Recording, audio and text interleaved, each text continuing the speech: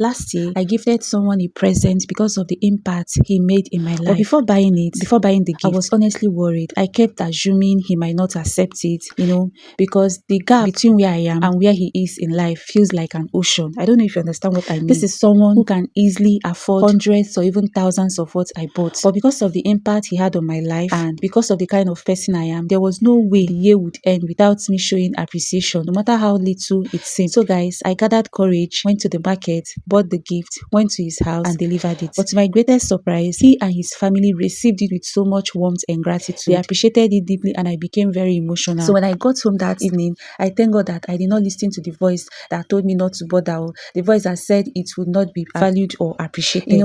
That experience reminded me of something very important. We all have that one friend or family member who is always there, always giving, always showing up for us, But how often do we appreciate them, that person? How often do we appreciate them?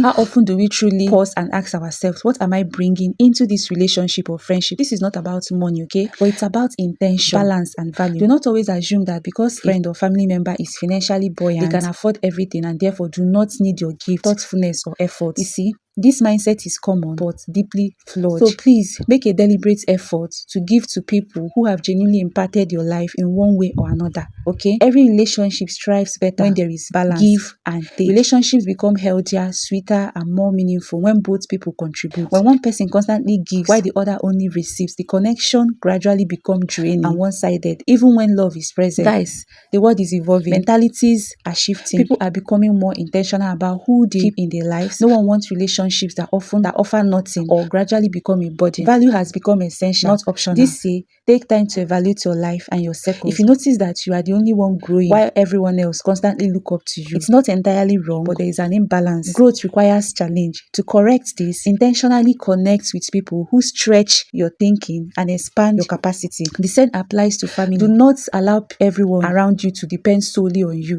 That is an error. Pray for them and empower as many people as you can, because if you ever break down, you may be surprised to realize that there is no one strong enough to lift you up. Sometimes you will empower people and not see the growth you expected. That is fine. Do it without expectations.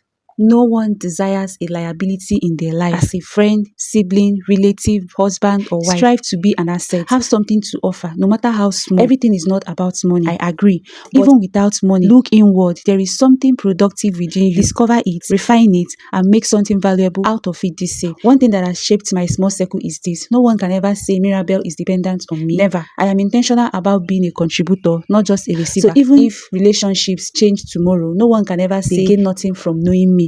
I want my presence in people's lives to add value, not weight. Let your presence in someone's life add value, not weight. Even if you do not have money, ensure you have something meaningful to offer, something that adds values to people's lives, so that even in your absence, people can confidently speak well of you. Character, kindness, consistency, wisdom, prayer, and emotional intelligence are currencies that can never lose value. Now, one very important thing you should also take note of is this. Consciously eliminate the spirit of entitlement from your mindset. Nobody owes us anything.